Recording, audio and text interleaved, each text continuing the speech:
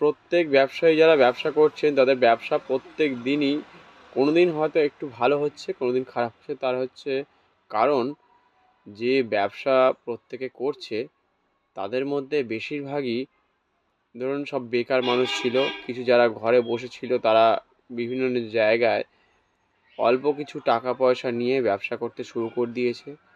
রাস্তার পাশে যে দোকান ছিল সেই দোকান অনুযায়ী আবার সেও ওই বিজনেস করছে।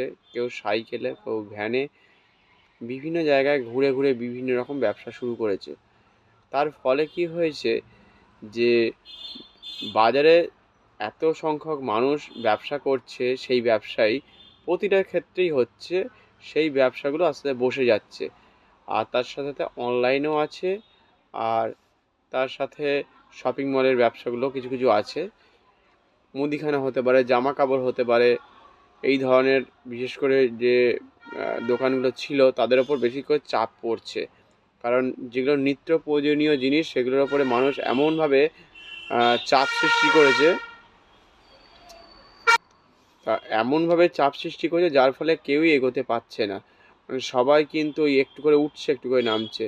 একটা উদাহরণ হচ্ছে, করোনার সময় যেমন মাস্ক যেমন খুব একটা চাপ পড়ে গিয়েছিল, পাওয়াই যাচ্ছিল না, 200, 250, 300 টাকাতেও মাস্ক কিনছিল।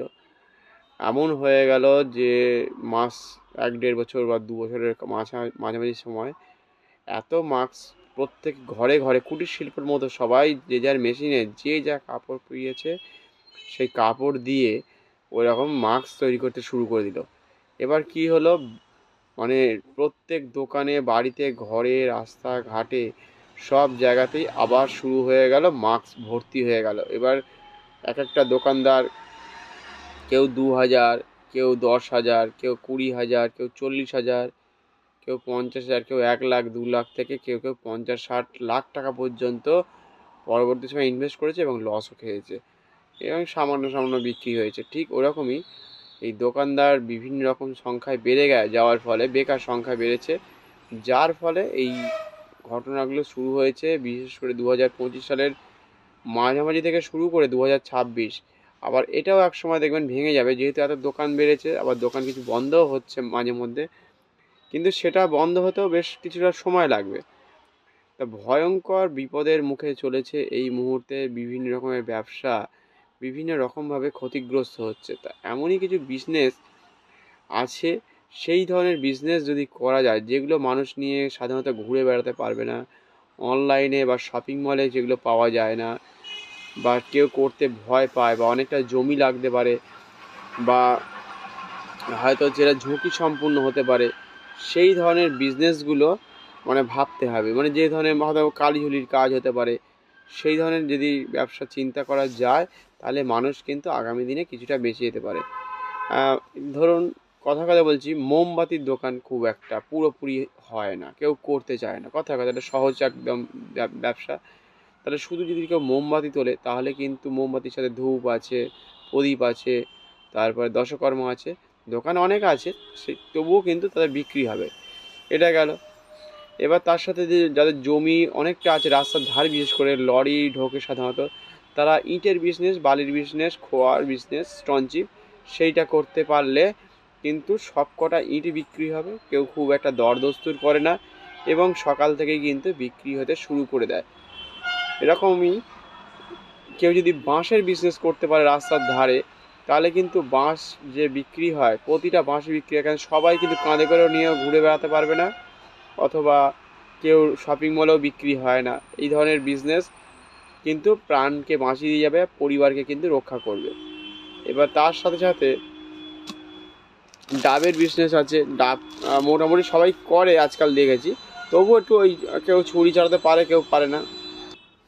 কিছু অনলাইনের বিজনেস আছে যেগুলো মানুষ কাগজপত্র নিয়ে কাজ করতে ভয় পায়, বা মুহুরিয়া যে ধরনের আছে সেই ধরনের মানুষ কাজ করতে ভয় পায়, সেই ধরনের কাজ। যারা ইনকাম ট্যাক্সের ফাইল বা এই ধরনের কাগজপত্র নিয়ে কাজ করতে চায়, যে অনেক মানুষ আছে এখনও পর্যন্ত যে কাগজপত্র নিয়ে কি হবে বা কি ভুল হয়ে গেছে সেসব কিছু অনেকেই বোঝে না, সেই সব মানুষের জন্য ওই ইনকাম ট্যাক্সের ফাইলের মতো যদি জায়গায় একবার ভালো করে কাজ শিখে নিতে পারেন, বা বাড়ির মাপঝোঁকের কাজ, বাড়ি নিয়ে যে যারা বিভিন্ন রকম কাজ করে থাকে কিছু ইলেকট্রিকের কাজ, এখন ইলেকট্রিকের আবার লোকের সংখ্যা কিছুটা বাড়ছে কোনো কোনো জায়গায়, আবার কিছু কিছু জায়গায় পাওয়া যায় না। কিন্তু এই যে বাড়ির মাপঝোঁকের কাজ টাজগুলো এগুলো কিন্তু অনেকে করে, অনেকে এই রেজিস্ট্রেশন করানোর ব্যাপার থাকে, তাদের শিখতে হবে, তাদের সেরকম কলেজ বা ইউনিভার্সিটি থেকে শিখে আসতে হবে ভালো করে। মানুষকে কিন্তু আগামী দিনে এমনই কাজ শিখে রাখতে হবে, বা যেরকম ধরনের বিজনেস করলে মানুষ যাতে আগামী দিন টিকে থাকতে পারবে সারাটা জীবন ধরে। কারণ এমন এমন ব্যবসা আগামী দিনে চলবে না সেরকম চিন্তা ভাবনা করা যাবে না। যেমন চুল কাটার দোকান তো সবাই জানে, মানে যেটা সেলুন, সেটা কখনোই বন্ধ হবে না, কিন্তু প্রায় এখন সবাইরাই প্রত্যেক বাড়ির মানুষ ছেলে মেয়েরা পার্লার খুলে বসেছে আজকাল। সেটা ক্রমশ বাড়ছে, সেটাও কিন্তু আস্তে আস্তে মার খাবে এক সময়। কিন্তু তবু নামের জোরে যারা ভালো কাজ করছে, তাদের হাতের কাজ কিছু শিখে রাখতে পারলে বিভিন্ন রকমের কাজ আগামী দিনে হতে পারে। যারা সেলাই করছে, সেলাই মেশিন অনেকে যারা চালাতে পারে, তারা কিন্তু একটু যদি রাস্তার ধারে দোকান করতে পারে, দেখুন যে কোনো ব্যক্তি যে কোনো জায়গা থেকেই পোশাক কিনুক না কিনুক, সে কিন্তু কোনো না কোনো সময় ছিঁড়ে যাচ্ছে বা সেলাই খুলে যাচ্ছে, চেন ভেঙে যাচ্ছে, বোতাম লাগানো, ব্যাগ ছিঁড়ে যাচ্ছে, এই কাজগুলো তার কাছে কিন্তু রেগুলার আসতেই থাকবে। আমি দেখেছি আমাদের এখানে একটা ছেলে, সে বিজনেস করে, সে কিন্তু সেলাই করছে এক একটা প্যান্ট, জিন্সের প্যান্ট কখনো 80 টাকা, কখনো 150 টাকা, কখনো 170-80 বা 120-30 থেকে শুরু হয় তার একটা। এরকম সারাদিনের জামা কাপড়, লুঙ্গি, বিভিন্ন রকম জামা সেলাই করে থাকে। আর প্রতিদিনই কিন্তু মানুষ গড়ে, সেই মানুষটা গড়ে অন্তত 1000-1500 টাকার কাছাকাছি বাড়িতে নিয়ে যায়।